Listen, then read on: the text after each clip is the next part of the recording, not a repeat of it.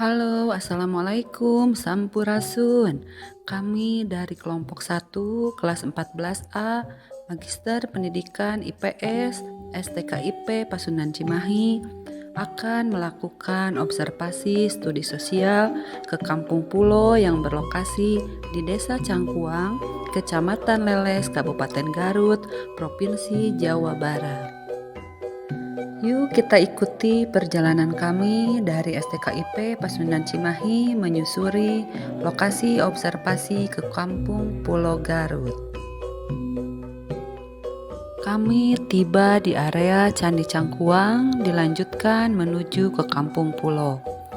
Untuk sampai ke Kampung Pulo, kami harus menyeberangi danau dengan menggunakan rakit.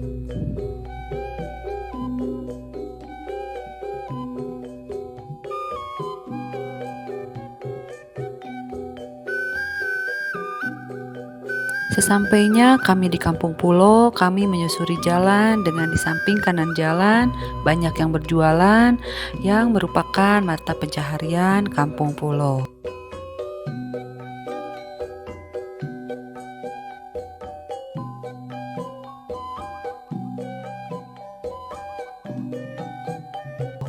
Selain itu, mata pencaharian Kampung Pulo ada yang menangkap ikan, pengayuh rakit, pedagang juga, dan sebagainya.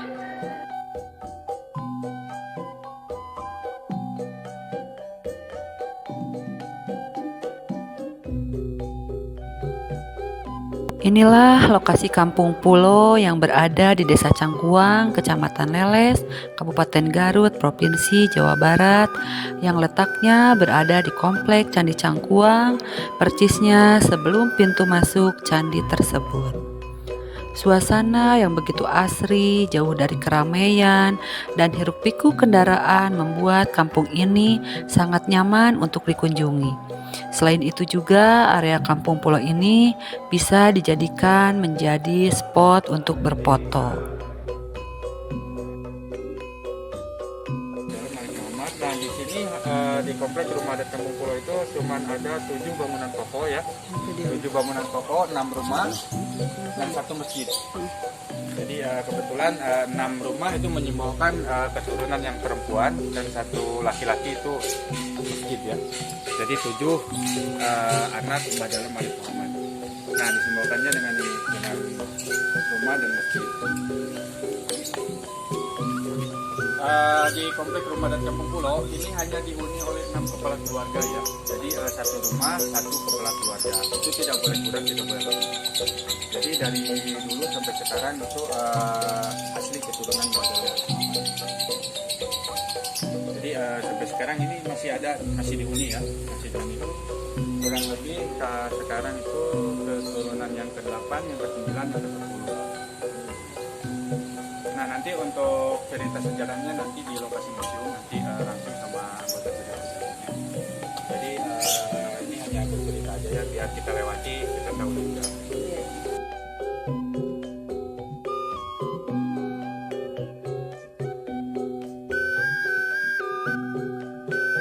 Kami melanjutkan kembali menyusuri area Museum Situs Candi Cangkuang.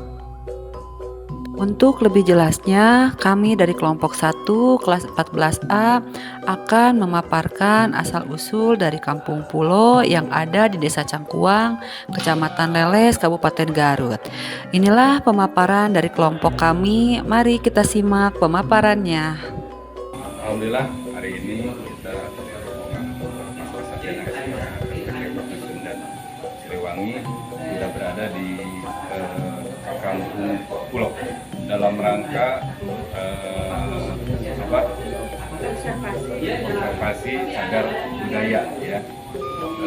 Kita barusan melewati situ Cangkuang di mana ke Kampung Pulo itu harus melewati situ Cangkuang, dan itu adalah merupakan bendungan yang dibuat langsung oleh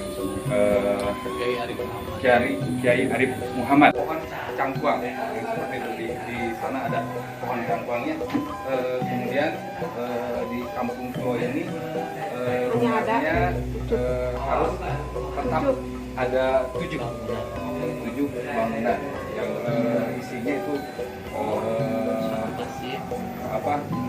sudah ditentukan ya. Jadi tidak boleh rumah di sini tidak boleh dari 7. Kemudian bangunan-bangunan itu yakni rumah, masjid, terus apinya teman saya Pak Ayirana ya akan menjelaskan lebih lagi tentang Candi Cangkuang pulau ini. Saya hanya melengkapi saja. Terima kasih teman-teman. Tadi tentang beberapa kebiasaan di kampung ini, di kampung pulau ini, ada istilahnya begitu pegang teguh ya. Mulai dari tadi tidak boleh memelihara binatang yang berkhidmat. Berkaki dua juga tidak boleh. Ya. Kemudian juga kegiatan secara ada ritual keagamaan juga. Kita terlihat di sini ya. Mulai dari kegiatan di sini ada ngayung mulut sejak tanggal 12 mulut. Itu ada ritual umat Hindu juga ada juga di sini. Kemudian acara ziarah kubur juga ada. Ini ada beberapa acara yang sudah dilakukan yang rutin setiap kali dilakukan. Masyarakat pengumpul juga membuat acara kegiatan pesona budaya Garut juga terlibat secara pemerintahan ya. Di sini juga rumah bentuknya seperti ini dan ini tidak boleh ada perubahan, harus seperti ini bentuknya ini. Jumlahnya juga untuk hanya dan juga dilestarikan sekali di sini sebagai ciri khas ya. Ini nampak masjidnya juga ada. Ini masjid tempat beribadah laki-laki dan dalam Arif Muhammad juga. Di situ Sunan Pangandaran juga ada di sini. Dan yang terakhir di sini ada acara memandikan pusaka di setiap tanggal 14 Mulut. Ini mungkin beberapa adat biasa yang sudah biasa dilakukan di sini. Ya. Oke, mungkin segitu dari saya. Mungkin dari teman-teman yang lain ada tambahan. Di sini ada Cangkuang 1966. Nah, ditelitinya penelitiannya pada tahun 1967 sampai 1968. Di Pugarnya juga tahun 1974 sampai 1994. Ya, mungkin itu saja dari saya. Assalamualaikum warahmatullahi wabarakatuh. Di sini kita tidak boleh melanggar aturan yang telah ditentukan oleh kampung adat ini karena apabila kita melanggar aturan-aturan yang sudah ditentukan di kampung ini itu akan nyata akan terjadi hal-hal yang tidak diinginkan seperti adanya angin, puting beliung, adanya kebakaran, adanya rakit yang amblas dan sebagainya.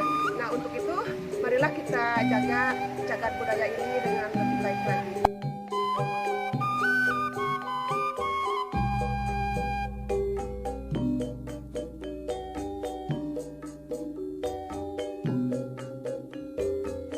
Baik, melanjutkan dari video sebelumnya mengenai kampung pulau ini terdiri dari 2 agama yang ada di sini. Yang pertama ada Hindu dengan buktinya adalah ini dengan adanya Candi Cangkuang. Yang kedua adalah dengan adanya makam Bang Dalem Arif Muhammad. Di sebelah sini ini membuktikan bahwa di sini terjadi akulturasi bahwa di kampung pulau ini adanya 2 agama yang di sini. Yaitu satu agama Hindu, yang kedua adalah agama Islam. Terima kasih. Assalamualaikum warahmatullahi wabarakatuh.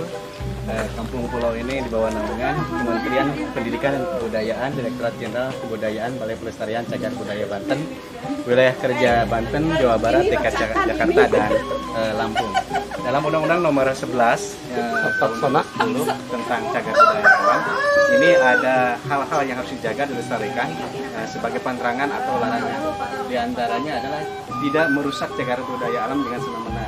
Kemudian setiap orang yang mengambil secara tidak izin cagar budaya ini akan terkena pidana, baik secara pidana penjara maupun pidana denda.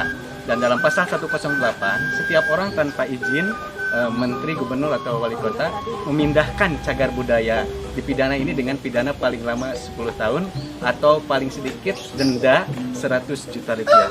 Ini adalah secara hukum bahwa kampung pulau ini memang diproteksi ataupun dilindungi keberadaannya. Terima kasih. Assalamualaikum warahmatullahi wabarakatuh. Demikianlah hasil observasi kelompok kami ke Kampung Pulau Garut.